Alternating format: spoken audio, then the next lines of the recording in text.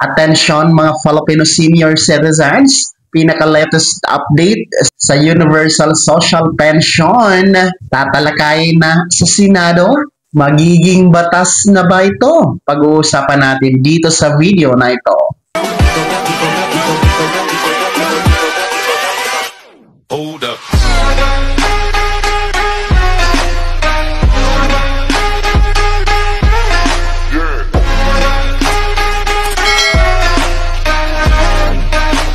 Hello mga ka-vlogs! Welcome dito sa aking YouTube channel. Magandang araw po sa lahat ng mga manonood. Saan po kayong dako sa mundo? Kumusta mga ka-vlogs? Universal Social Pension, latest update. Ito ba'y magiging batas na? Pag-uusapan na sa Senado. Mamaya-maya pag-uusapan natin. Pero bago ang lahat, kung bago ka pa lang dito sa aking YouTube channel o di kaya hindi ka pa nakasubscribe, click nyo muna ang ating subscribe button na nasa baba. Huwag niyong kalimutan na pindutin ang notification bell. Ilagay niyo po sa all para naman updated ka sa lahat ng mga videos na aking i-upload. So, eto na nga po no, mga Filipino senior citizens, pinaka-latest update dito sa Universal Social Pension Bill. Dahil tinatanong po ng isa sa ating masugid na taga-subaybay sa ating channel, from Zambales, that's Sir Edelberto or si Sir Boy. No, hinggil nga po dito sa pinaka-latest update sa Universal Social Pension Bill. Kung ito ba ay batas na, ito ba ay aprobado na? So, una sa lahat, shoutout sa iyo dyan sa Zambales, lalo ba kay Sir Edelberto, no? Kay Sir Boy Soines. Para sa kalaman ng lahat ng mga senior citizens, ang ating Universal Social Pension ay bill pa lamang po at sa kasalukuyan, nasa Senado na po ito.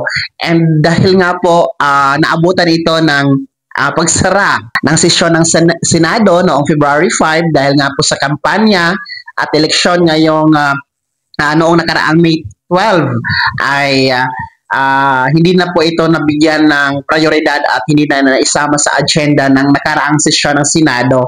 Kaya naman po sa pagbabalik po ng sesyon ng Senado ngayong June 3 ay inaasahan po natin na mapapasama na ito sa kanilang agenda at prioridad na matalakay dyan sa susunod na sesyon ng Senado, lalong-lalo pa sa July dahil nga po merong mga bagong papasok na mga senador.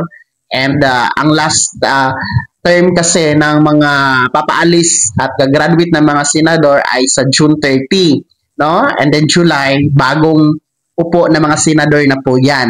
So, medyo doon tayo aasa na mapaprioridad dito sa July actually, no? And hindi din po natin ito sigurado na magiging prioridad sa susunod na sesyon. Dahil alam nyo ay medyo busy sila. Medyo busy sila dito sa paparating na impeachment trial kay Vice President Sara Duterte. And I think doon sila mapupunta yung kanilang atensyon at prioridad, no? Dahil ang Senado nga po ang magiging impeachment court, no? At ang ating mga senador po ang magiging tagapaghatol dyan sa impeachment ng ating Vice Presidente. So, titingnan natin kung maisisingit ba ito sa kanilang agenda, itong Universal Social Pension Bill. Sana naman magiging prioridad ito at maisisingit pa rin dahil labis po ang pagka-excited at inaantay po ito ng lahat ng mga senior citizens, lalong-lalo pa doon sa mga hindi kasama sa social pension ng DSWD dahil pinipili lamang doon.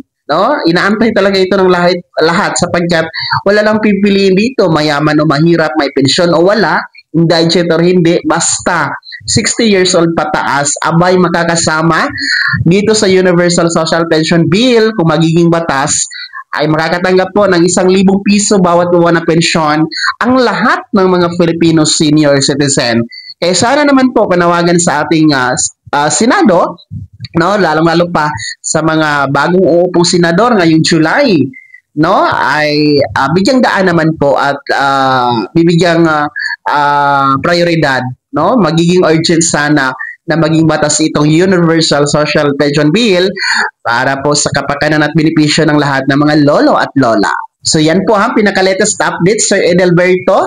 Sir Boy Sornes dyan sa Zambales, shout out sa inyo dyan. No? Kumusta kayo dyan? Mag-ingat po kayo palagi. Kaya naman po, mga senior citizen, ano po inyong comment at reaction sa balitang ito? Ano po inyong panawagan sa paparating na uupo ng mga senador ngayong July? I-komento nyo po sa comment section na nasa baba. Pakilakip ng buong pangalan at kung taga saan kayo. Bago ako magtapos sa video na to, kung gusto nyo pong sumuporta sa aking YouTube channel, maaari nyo pong i-click ang ating super thanks button na nasa baba. Sa mga gusto maging miyembro, pwede po. I-click nyo po ating join button. Maraming perks dyan mga ka-vlogs. Be my member now. Sana naging gabay ang video na to kahit papano na pag-uusapan natin ang mga mahahalagang bagay-bagay na may kinalaman sa ayuda, programa at benepisyo ng mga senior citizen. Kung hindi ka pa nakasubscribe dito sa aking YouTube channel, maaari nyo nang i-click ang ating subscribe button na nasa baba. Huwag nyo kalimutan na pindutin ang notification bell. Ilagay nyo po sa all para naman updated ka sa lahat ng mga videos na aking i-upload. Maaari nyo rin i-like ang video na to at kung meron ka pa mga katanungan, maaari nyo i-komento sa comment section na nasa baba. Paki-follow na din po ang aking official Facebook page na nasa screen nyo. Muli po, ako si Daniel Timbawa na nagsasabing dito sa aking YouTube channel, Pawang Katotohanan at lahat totoo lamang.